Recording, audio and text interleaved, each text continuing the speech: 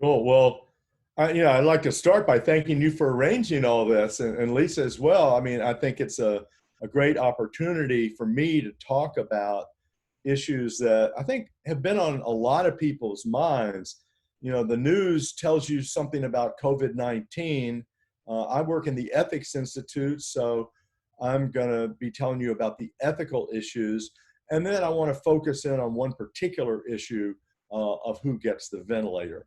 But first, I think we have to start by acknowledging all the things that COVID-19 have done to our world.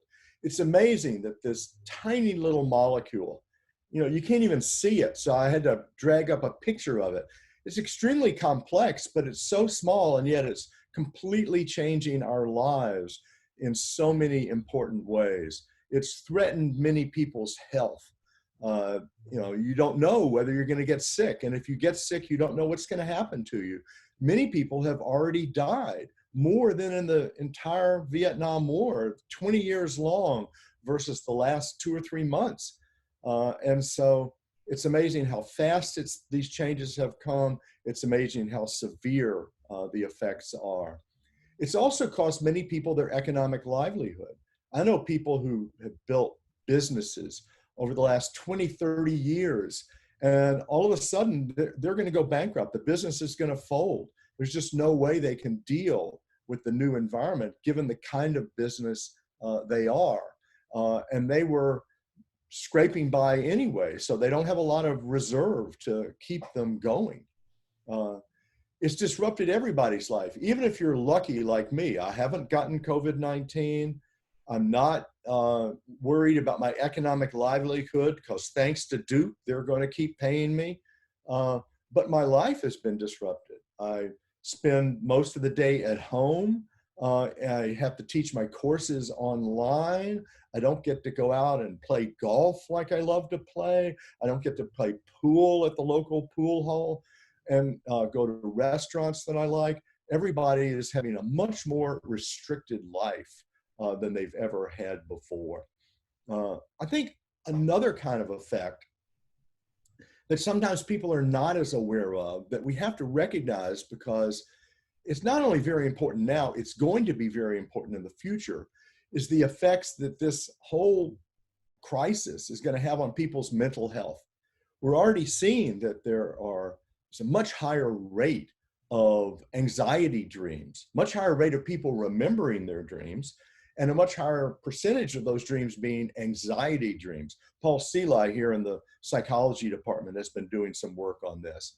And one of the projects that we're starting to do together, we hope, is to look at how those dreams predict mental health problems later on. Then you can target where interventions are needed.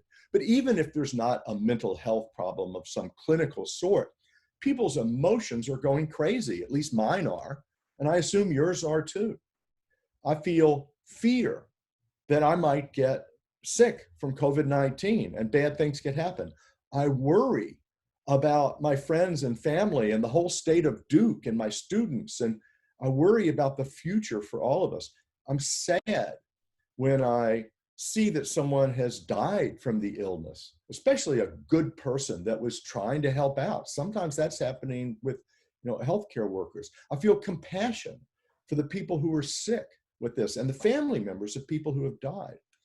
I feel anger. We all feel anger at the politicians that we think are not handling this properly. You might disagree about who they are, but most people are angry at those who are not doing what they think ought to be done. I feel disgust at the idea that these little germs are crawling all around and might invade my space and my body and might come in my mouth or nose if I don't wear a mask. I feel contempt for the people who violate the regulations and as a result create risks and dangers for other people. I feel boredom because I'm sitting at home and I can't play golf or pool. I can't go to the restaurants I want. I can't go out to the movie theater like I want. And that's only after a couple of months. 2 or 3 more months of this, and I think a lot of people will be a lot more bored. And then they're going to be impatient with how long it's taking and how long it's going to last. Now, those are all negative emotions, and I'm sure you could add many more to the list. I just threw out a few examples, but I want to acknowledge that sometimes, at least, maybe not as often as the negative emotions, but sometimes I've felt positive emotions as well. I felt happiness when I hear that people have recovered from COVID-19. I feel solidarity with my community when I look out and I see that many other people in the town and at Duke are obeying the regulations and dealing with the problem and helping other people. I admire the healthcare workers who are heroes in going in and risking their own health to help others. I feel proud to be, part of Duke and part of a community that's acting like this. I want to add surprise. I have been surprised by the creativity that many people are displaying. If you haven't seen the video of the Rotterdam Philharmonic playing Beethoven's Ninth, when each of them is in their own hotel room, you've got to check it out. It's just amazing. I was surprised by what could be accomplished by a symphony orchestra separated as they are. Excited about what people are going to come up with next and what's available online and all the things that I have found out. And I want to add love because, believe me, most of the stuff is bad, but we ought to recognize the good stuff as well. And I've got to spend more time with my wife. I go to the office all day, every day, and she goes to her office all day, every day. And now we're at home and we get to have lunch together. And my kids, they've got less to do. So we've been Zooming with them, and I have more contact with my kids now than I think I've ever had since they went away to college. Right now, they're one's a postdoc and the others are grad students, so they're off in school. And we Zoom with them all the time. It's great. So there's positive and there's negative. The reason I mention these emotions, and I think the mental health implications of COVID-19 have been underestimated, and we're just beginning to see that part of the negative effects. But as I said, I'm not a doctor, I'm not an economist, I'm not a mental health expert. I am an ethicist. I'm in the Ethics Institute, so I want to focus on the ethical issues from COVID-19. I also want to hear from you about what you think. So I want to hear which ethical issues most concern you. Please tell us. This is a chance when you can go into the chat room and say a few words about what you think the most important ethical issues are. What we're going to try to do is collect them. I'm going to ask Sherry to say something about it at the end of this slide, what you've put up there. So please go up there now and enter the issues that you think are the most important and most interesting. And then after this session is over, we're going to look through those, maybe edit them a little bit if necessary, and then make them available to everybody who is here so that you can see what other people put as the ethical issues that concern you. But while you're doing that, I'm going to tell you which ethical issues concern me. This is not a complete list. There are many more, but I want to say a few of the kinds of things that I think we ought to be thinking about. One is the messaging that we want to do about everyday behavior. This is not about politicians, it's not about doctors, it's just about everyday people. I've seen a lot of advertisements on television about COVID-19, trying to get you to comply with the stay-at-home regulations because not everybody is doing it. One project that we have going is we're trying to determine which messages best induce conformity with the regulations. So some of those messages are telling you, hey, if you go out, if you violate these regulations, you might get sick. Other messages are not about you, they're about other people. If you go out and violate the regulations, you might make other people sick. You might be responsible for their illness or death. Other messages are saying, forget about the consequences. It's against the law. You've got to obey the law. And so they're looking to authority. My favorite was the Queen of England. who said, you ought to imagine what it's going to be like 5 years from now, and you look back on what you did during this period. Are you going to think that you were a good person and acting as a good person would? That's an appeal to virtue. There are different kinds of moral messages that might produce different levels of conformity. That's in terms of advertisements. What about individually? I know some people who disobey the guidelines, who are not sheltering in place. They're legally optional to some degree, and they might even not be breaking the law. But what do I say about those people? I think this is one of those circumstances where we might not want to rely on the law to keep people in line. Instead, we might need to send moral messages of our own that we disapprove of people going out and risking other people's lives because they feel like having fun, going out to have fun. Obviously, if it's essential, it's totally different. But if they're just going out for pleasure, that's a different story. Treatment. You know, doctors sometimes know that a patient who's going on a ventilator is likely to die even if they go on the ventilator. That might be the most urgent case, but should they be using scarce treatments when they don't have enough ventilators on people who are likely to die anyway? What about the distribution of treatments? Some people in disadvantaged groups seem to be needing more treatment, getting it later, not getting their treatment, so they're dying at higher rates. That's certainly an ethical issue. What about monitoring the disease? We need to monitor the disease and the way in which people are violating or conforming to the regulations. How do we do that? Well, people are using cell phone data to see where you're going. Some people are going to say that's an ethical issue. That's a violation of privacy. Maybe necessary to stop the spread of the disease, but it's a big issue that we need to talk about. Vaccines are on the horizon. Some of them are actually already being tested. Who are they being tested on? They're being tested on humans. Some of these vaccines are being tested on humans before the results of the animal trials are even back. Well, you would never do that in normal circumstances. That would be viewed as unethical. Is it okay now? How about testing the vaccines? We test them, we find out what? We find out whether it works, but we also find out whether it has serious side effects. How long after testing it do we need to look for serious side effects before we start distributing it to hundreds of thousands, if not millions or tens of millions of people? Some of the side effects might be long-term. It's an ethical issue how quickly we act on that. And generally, should we loosen scientific standards? It's a crisis. We're trying to find out about this virus as quickly as we can.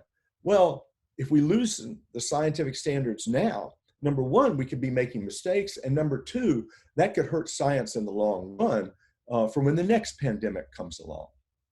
And finally, well, not finally, because there are lots more, but the economy. Should we allow businesses to open early to save themselves, even though they're risking the health of other people? Should we force immune people? Should businesses force their employees who are immune to go back to work and maybe to do jobs that are dangerous for other people to do, and undesirable? After all, I say immune, but not really sure whether they're immune or not. There's a lot of uncertainty. And should the government be providing a giant stimulus quickly without airtight safeguards, knowing that there's going to be some corruption and abuse of this? So I just listed a whole bunch to show you the complexity and the range, but there's certainly a lot more. Sherry, did people put anything in the chat room that isn't covered, or any new things that we want to add to this list? My goodness, Walter, you have started a massive string of conversations, which has been great.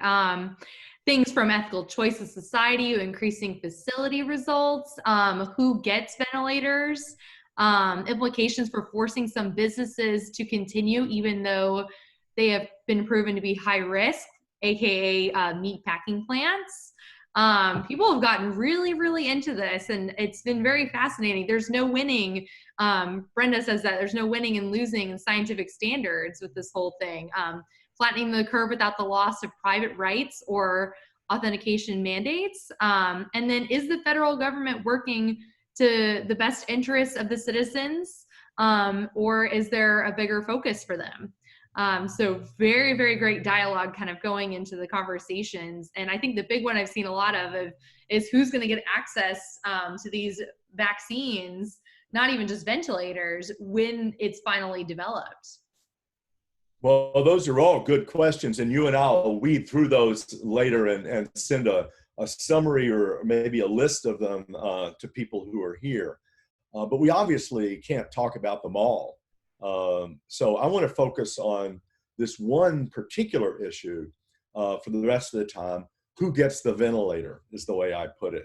I hope that's not too lighthearted for the seriousness of the issue. Here's the problem. If you develop severe breathing problems as a result of COVID-19, you're often going to die. There's certainly a high risk unless you're put on a mechanical ventilator like the one in the upper right of the screen. Now, ideally, of course, you would hope that there would be enough ventilators for everybody who needs them. The problem, of course, is that there can be a sudden surge in the number of cases. There can be a hotspot where thousands of cases appear at once and there just aren't enough ventilators to go around. So in those circumstances, doctors sometimes have to decide which of two patients in need should get the one ventilator that's available.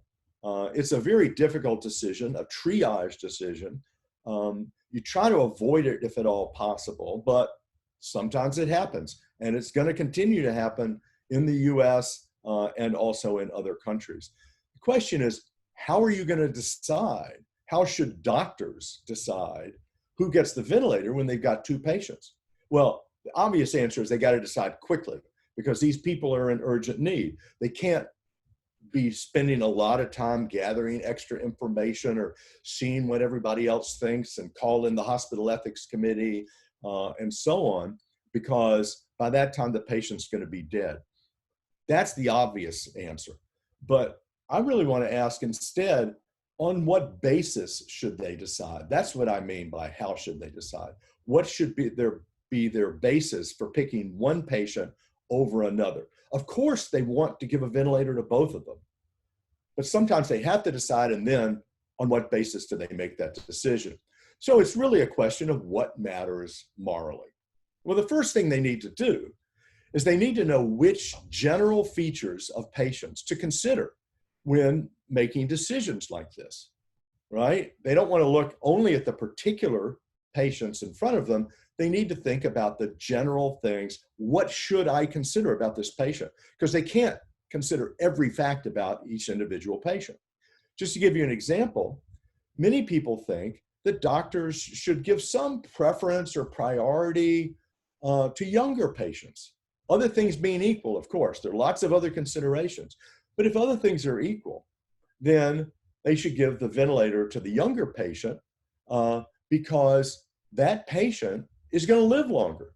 So you can, in effect, save 50 years of life if you give it to a 30-year-old, whereas you're going to save 20 years of life if you give it to a 60-year-old. But other people say, wait a minute, that's just age discrimination. That's wrong. You should not be giving a ventilator to somebody rather than another person on the basis of age. So some people think you really ought to do it, others think you ought not. I want to ask people in the audience, what do you think? And here, I believe, Sherry, we have a poll ready, don't we?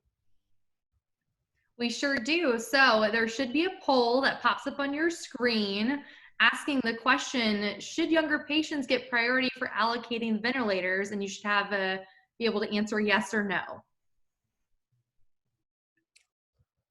I see the answers coming in. Look at that. It's amazing, new technology. You know, people, I can't tell you how many professors at Duke told me there's no way I can teach my courses online, but actually it's easier to do these polls here than elsewhere. So far, we'll wait for other people to vote, but it looks like it's settling down a bit. We got about 120 answers so far, and it's right around 50%, 53 to 47, which is not surprising. This has been a very hot topic in the UK and in Europe, and it should be a hot topic in the US as well, because we have laws against age discrimination. Good, more people are voting now. Great, so you can tell us the final result of that poll. We'll let you know what the final result is when it finishes. What about other things? I said there are lots of other features that matter morally as well. Not just age, of course, lots of other things. So we have to ask people which other features should or should not matter to who gets a ventilator. I'm particularly interested in what the stakeholders, what the general public thinks about this issue, not just what the doctors and experts think, but also what normal people think, okay? Now let me clarify the question. The question's about what matters from a moral point of view. We're not asking what's legal and what's allowed by the law. We're not asking what's in your self-interest, like I'm old, I don't want age to count. We're asking what matters from a moral point of view. Which features of these patients who need a ventilator morally should be considered when deciding who gets a ventilator. And secondly, which features of patients in need morally should not be considered when deciding who gets a ventilator. And so there can be a number of different ones. What I'm going to ask you to do now is to go to the chat and list 3 to 5 features of patients that you think should matter to who gets a ventilator. You might also want to indicate whether it's a plus or a minus in the way that it matters, and which features should not matter to who gets a ventilator. So when I say a plus or a minus, I mean features where patients with that feature should get priority, as opposed to features of patients that should matter, but if you've got that feature, it should be something that counts against you in getting a ventilator, okay? And other features should not matter, okay? I hear some noise there. I'm not sure what's going on. If everyone okay. can make sure that you're muted, that would be helpful. Thank you. So here's another chance for you to go in the chat room. And we obviously won't be able to take what everybody says now, but we will report back later about what people list. So the first step of this is to list the morally relevant features. But that's clearly not going to be enough. It's not enough to list the morally relevant features of patients. Just saying age counts, this counts, that doesn't count. That doesn't give you an answer, because it's often going to be the case that one feature favors one patient and another feature favors a different patient. So suppose that one patient is younger, and you might think that speaks in favor of them getting the ventilator, but the other patient who's older maybe has more dependence. So if you help them with the ventilator, you're helping them and also their children or their elderly parents who depend on them. Or maybe one patient's older, but the other is a murderer in prison. I had a friend of mine in Santa Barbara told me that they took all the people in the local prison who had COVID-19 and needed medical attention, brought them into the local hospital, and now there's not enough room for the people in the community who are not prisoners. There's not enough room for them in the hospital. There are not enough ventilators to go around for them. So should that be a feature or not? Should that be a consideration? And how does it weigh against age, even if you think both of those are relevant? So maybe one patient got COVID-19 by violating regulations. They said, I don't like staying at home. I'm going to go out to join this big party. And then they got COVID-19 that way. Well, some people would say it's their own fault. But others might have breathing problems that they got from smoking. And that makes them more susceptible to COVID-19. They might be more likely to need a ventilator. Well, how do you weigh one kind of responsibility, violating the regulations at the party, against the other kind, breathing problems or smoking? Even if you think both of those are relevant, That doesn't tell you how to weigh them against one another. To do that, we've got to have to look at conflicts. The problem is people disagree about these conflicts. I mean, everybody knows that. We're not going to have 100% agreement. And when we don't have agreement, like in the whether age should count, it's 50-50. Well, I think we ought to be a little bit humble and not be certain that our own moral judgments are the correct ones. So how are you going to solve that problem? How are you going to decide when there is disagreement about the types of features that ought to count and how much they ought to count? That's the issue that we want to talk about. And we've been working on this in a different area, so I want to tell you the kind of work we've been doing. We've been working on it with kidney exchanges. I'm not going to worry about exchanges now, just for simplicity. Let's just assume that there's more than one person who needs a kidney and there's only one available. Then you have to ask people which features of patients should and should not determine who gets a kidney, construct conflicts between features that people think should matter, and then ask more subjects who should get a kidney in those conflicts. Just the steps we just went through, okay? And we've been doing that with kidney patients, with kidney allocation for quite a while, allocation of kidneys for transplant. Here's some results that we've gotten.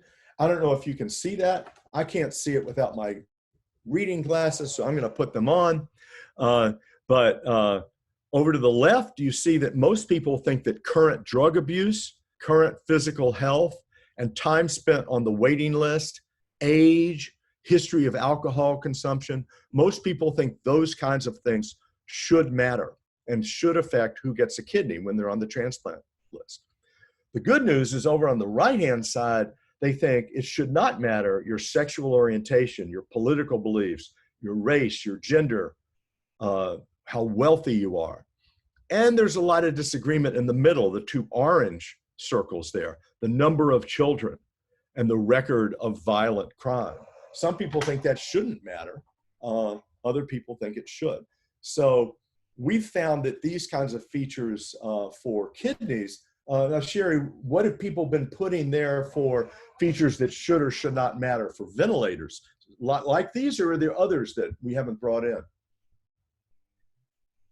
Great question. Looking at everyone should and should not, race, ethnicity, socioeconomic status has been a big one that should not matter. Should matter. A lot of people have been saying if they have not been, following the protocol the CDC has set in place, or what their local or state government has set in place. Things that should matter, recent abuse of drugs and alcohol was another one. So that was really interesting, but a lot of it's really aligning to what you have here on this graph, Walter.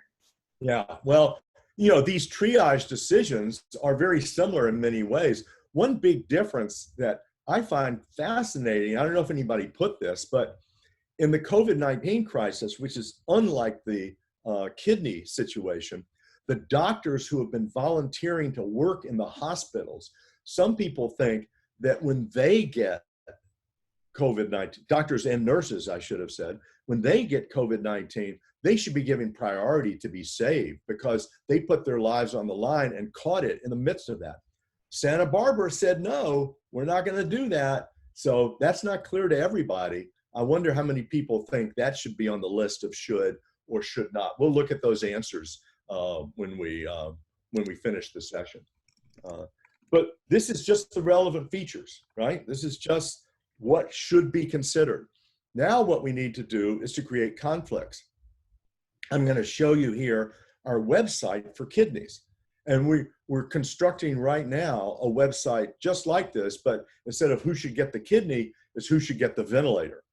And you can see patient A on the left and patient B on the right.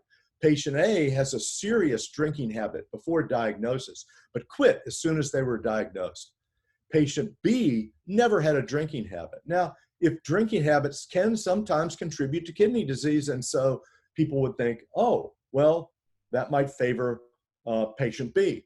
But wait a minute, patient A has 2 dependent children. Patient B has none. That might favor, for some people, patient A. Well, they're similar on criminal record and on additional health, but wait a minute, patient A is 55 and patient B is 18. Now, who are you going to give the kidney to? And what we do is we have people go to the website and we try to make it fun and lively so that you, oh, and by the way, you can flip a coin if you're not sure. That helps us with our information.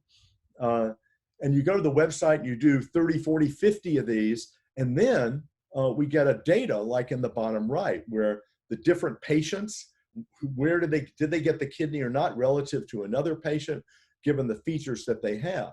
The next step is to analyze all that data. And here we use machine learning of a sort. It's supervised machine learning because we want it to be interpretable, but we take which features we can find out by machine learning, which features actually affect people's moral judgments and decisions in particular cases. We can figure out how those features interact to create a moral judgment about what should be done in a particular triage situation. We can create models that predict the individual's decision. Now, of course, there's some problems here. A lot of these individuals are in the general public. They don't know much about the situation. So we can manipulate the amount of information that they have and see how that affects their judgments. And so then we can use that information to project what they would decide if they were informed. I have to mention here, this is a technique which was mentioned by Thurgood Marshall back in 1976 in a capital punishment case, where he said most people are in favor of capital punishment, but the data shows that if people were informed, then they would be opposed to capital punishment if they really knew how it worked. And Duke's own Neil Vidmar in the law school did that work back in the 70s and showed that Marshall was right about that, that being informed can actually change your judgments. We want to know whether that's true for this case of kidneys as well. And we can also aggregate into groups and find out how this information, what kind of decisions would be made by the group. It's actually very complicated ways to aggregate, but I won't go into detail unless you ask about it later. So there's an obvious problem here, which is the bias problem. Humans have biases. Oh, there's news for you. Such as racism, sexism, and other forms of bias as well. We don't really have a solution. I shouldn't have put the word solution. Partial solution is really what we've got. Remember, we asked people which features should not be in the algorithms, should not affect what people do or don't do. Which people get the kidney or don't get the kidney. And what we can do is put in our conflicts and in the information that goes into the algorithm, only those features that people in our surveys thought should determine kidney allocations, and do not include those ones that they thought should not determine kidney allocations. By doing that, we stop the most obvious forms of racism, sexism, and so on, because they don't know whether patient A or patient B is black or white or male or female or rich or poor or any of that. Okay, now that is not going to get rid of the whole problem. It's only a partial solution. There are ways to correct for these types of biases, but I won't go into detail here. Suffice it to say, we're aware of those problems and we're trying to fix them. Okay, so what we get then is a prediction of what people, which patient they would give a kidney to if they were informed and unbiased. Now, what about ventilators? Well, same thing. It's just the same thing over again.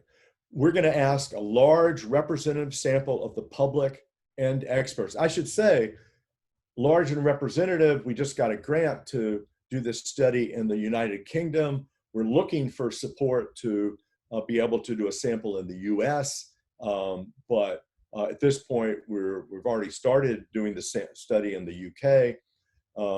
We're going to ask a large and representative sample. I mean, thousands of people that are representative across 10 different demographics, variables of the public, and also experts. We're going to be looking at nurses and doctors working in these medical facilities that know more about it. And what we're going to ask them is, which general features of COVID-19 matter morally? that is, should affect who gets a ventilator and which shouldn't. Then we asked others, another sample, again, thousands and representative, to decide who should get a ventilator in conflicts, where one feature favors one person and another feature favors another person. Then we analyzed their judgments, again, using machine learning. Some people would call it artificial intelligence, but it's more accurate, I think, to just call it machine learning. We can correct for misinformation, bias, confusion. When there are too many features on both sides, it gets very confusing. And then we aggregate this information into social decisions for the group. Using this method, we can predict or create an algorithm that predicts what stakeholders, experts, societies, whichever group you want, would morally decide if they were informed and unbiased. Now, they still might be wrong. This is not going to tell you what the right thing to do or the wrong thing to do is. But you can be justified in having more confidence in your own moral judgments when they agree what you and lots of other people would say if you were informed and unbiased. And if what you say or think at the moment disagrees with what you would decide and what other people say if they were informed and unbiased, then you ought to think again about it, and then you know which issues you really ought to consider. You might think, look, I was right and they were wrong, but at least you know which are the controversial issues.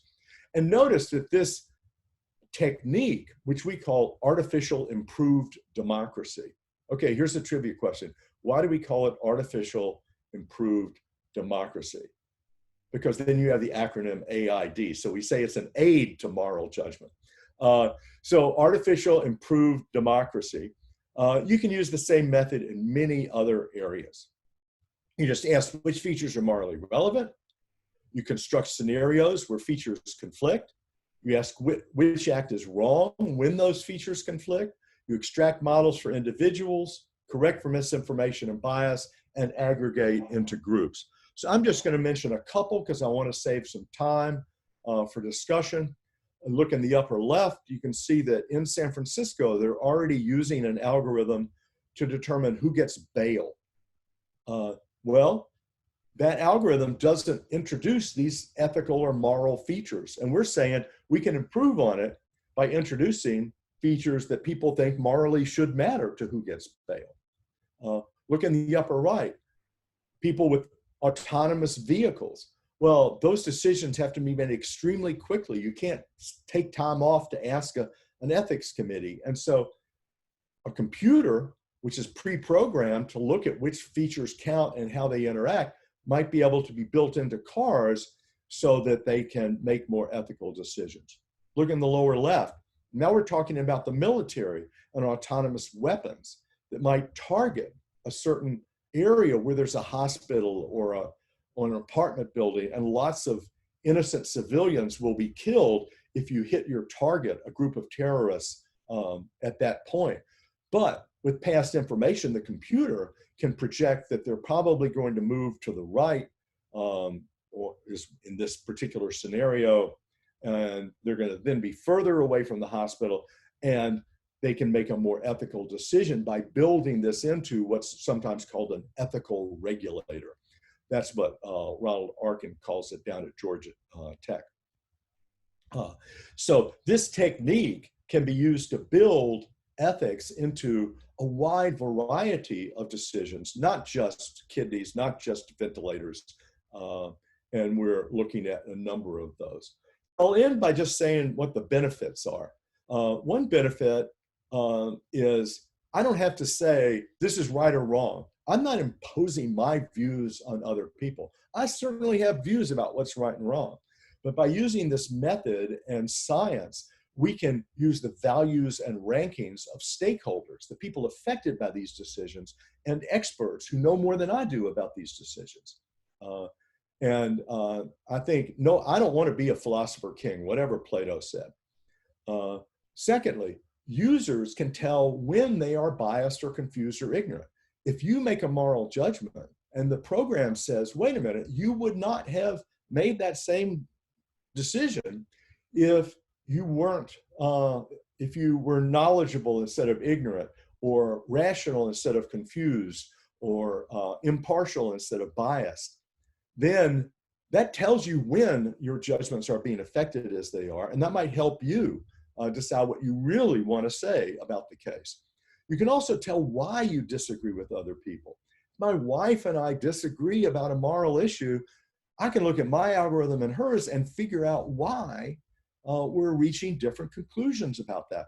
We've been married for a long time now. Let's just put it that way, 43 years. And I still, sometimes he's a mystery to me. So maybe this could help us. And we can also figure out how many people disagree with you, which other people disagree with you, and that can be relevant information informing your own views. I also do moral psychology, so I think it's important that this technique can help us learn how humans make moral judgments. And finally, I want to say, none of this would be possible without Duke. So I'm proud to be part of this institution, because to make this whole program work, I've got to work with computer scientists, I've got to work with psychologists, I've got to work with data scientists, I've got a philosopher who knows more about the philosophy of statistics and probability. We're all part of a team. Jana Scheichbord, Vince Conitzer, Locke Chan, Kenzie Doyle. It's a big team. I could keep going on and on. But with Duke, you can work with these other programs, and we've gotten tremendous support from Duke. So I want to thank them for that, and stop there to see if any of you have any questions. Sherry, I take it you're going to tell us which kinds of questions are coming up, and propose ones for me to, well, I won't answer them. I'll just ask further questions and reply. That's correct, Walter. So if anybody has any questions, please feel free to put it in the chat. I did get one that said, how do you choose the stakeholders in your survey, Walter? How do we choose them? Well, I think it's an ongoing process. You never do it right the first time. And so we have to be open to suggestions. What we've done is we've contacted a firm who is going to help us put it up. We've been told that we can use 10 different demographic factors. We're looking for a sample of a couple of thousand in the United Kingdom. We're going to have it balanced with the general public in terms of age, in terms of gender, in terms of political orientation, ethnicity, socioeconomic status, exposure to the medical system. And if you have any suggestions about which other demographic factors we should put in, religion, then please, I'd be open to your suggestions, because we can add more than 10. It just costs a little bit more money. So we want to have any variable that we think might make a difference to which features people care about and how they weigh those features. We want to put it into our study. So I look forward to any suggestions we might receive in the chat. We did have another question roll in for you, Walter. Do you know the other examples from across the country aside San Diego where a system of ethical training has been put in place? More, should I say, a cohesive system has some sort of matrix of decisions? Sorry, I just had trouble hearing. So where what kind of system has been put in place? Should I say a cohesive system that has some sort of matrix of decisions? For who should get a ventilator? Mm-hmm. Okay, I'm sorry. Okay, I just wasn't sure of the context there. So I know in Santa Barbara, they give you a certain number of points. If you're over a certain age, I think it's 60, you get points, and more points means you're less likely to get a ventilator. And a lot of the doctors who are volunteering at the hospital, they are over 60. Many of the ones who are putting the ventilators in are over 60 and are risking their lives. And so they don't get those points taken off. And so that's one kind of point system that's been instituted. I know that those types of point systems are being used in other areas, but I don't know exactly how they operate.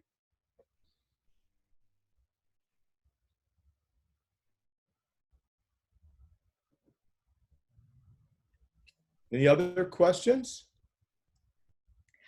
Question just came in. You said you control for the biases by removing factors people degree shouldn't be considered and using factors people degree should be considered, what about the middle factors with disagreement?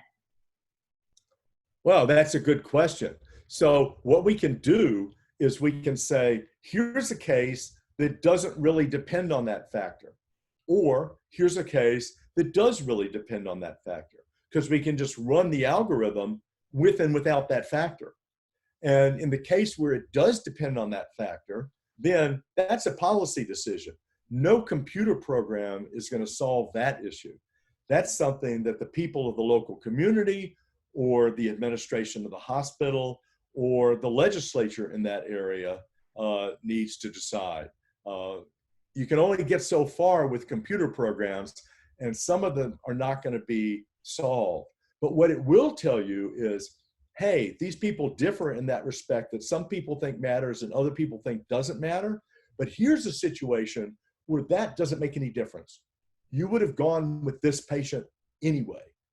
And that's going to help a lot in resolving some of the disagreements, because sometimes people will say, this person ought to get it, and if you give it to that other person, that's because you're prejudiced against people on the basis of age, for example.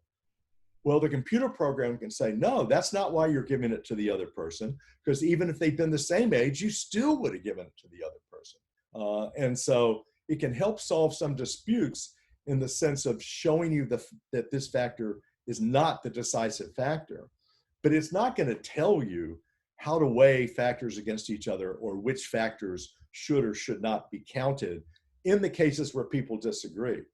The reason it can't do that is the program is mirroring or mimicking, or the better word is predicting, what humans would say if they were informed and impartial. It is not making up its own morality or telling you what's right or wrong.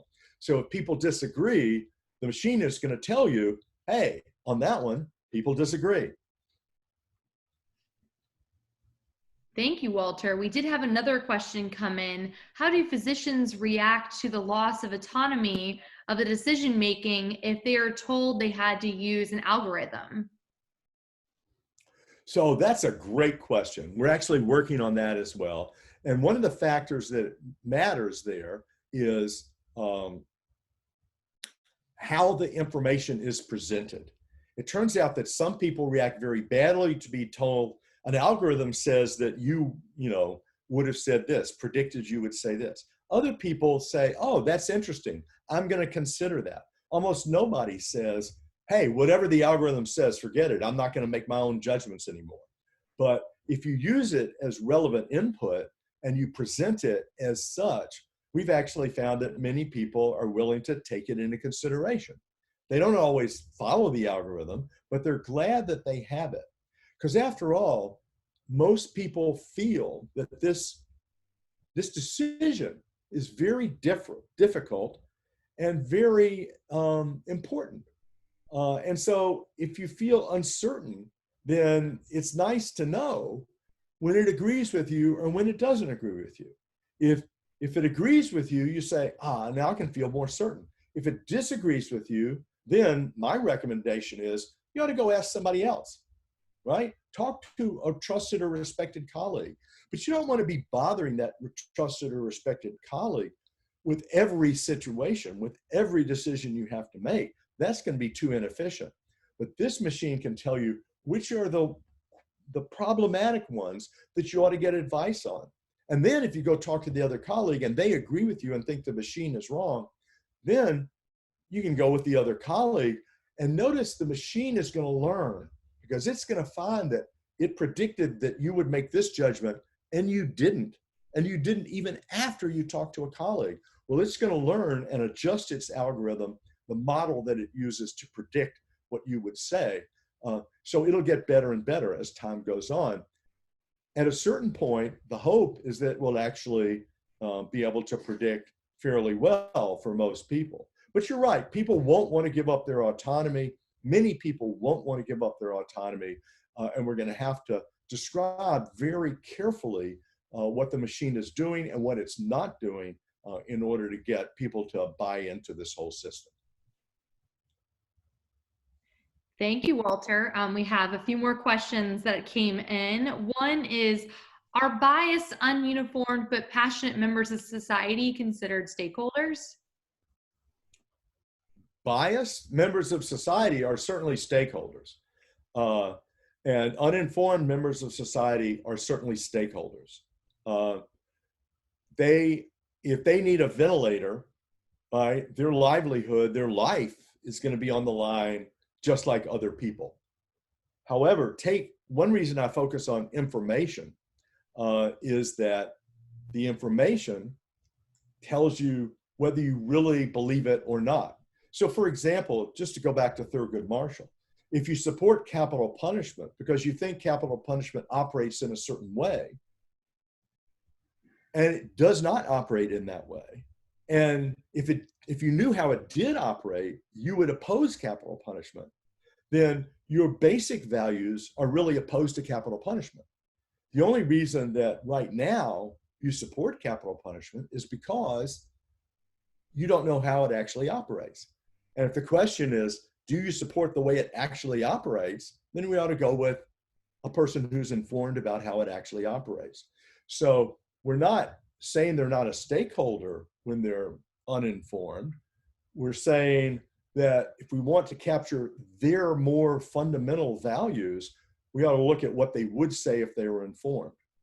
Now, what about bias? It's a different issue. If a certain decision is being biased against a racial minority or an ethnic minority or gender or sexual orientation, then that is typically illegal. It is not allowed to be biased in those ways. And so there, the person who is biased in those ways might say, well, I think, blacks should never get ventilators, a horrible view, but some people probably hold it.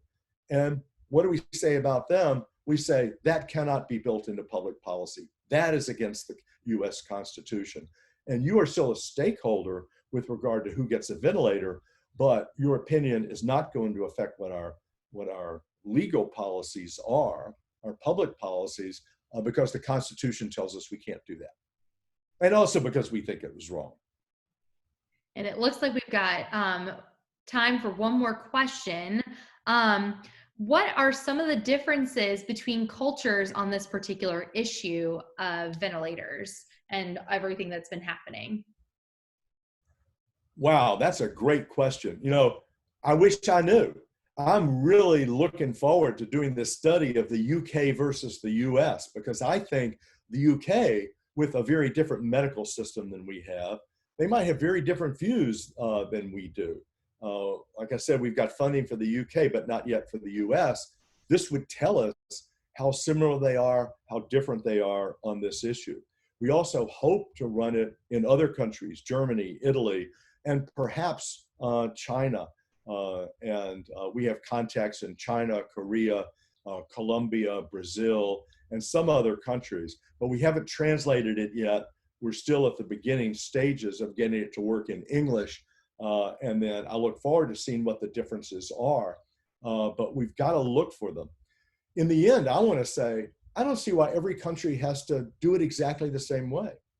It might be that some countries, their local culture, their majority, almost all the people there, think something counts that we don't think should count, or doesn't. They think it counts when we think it doesn't count, when we think it should, or they weigh them differently. I'm not trying to wipe out those differences, but for the hospitals in that area, especially if they're public hospitals, presumably they ought to be sensitive to the values of the local people. If we find out there are differences between cultures, then we've got to look at how those operate and what kinds of effects they have. And then people can decide whether they want to stick with their culture or change. It's better to make that decision in an informed way, having carefully studied those different cultures, than just guess as to what the differences should be. And that's the work that we're hoping to do in the near future. Well, Walter, on behalf of the Duke Alumni Association, I'd like to thank you again for taking the time out of your very busy schedule to be able to be with us today. We are at the end of our session.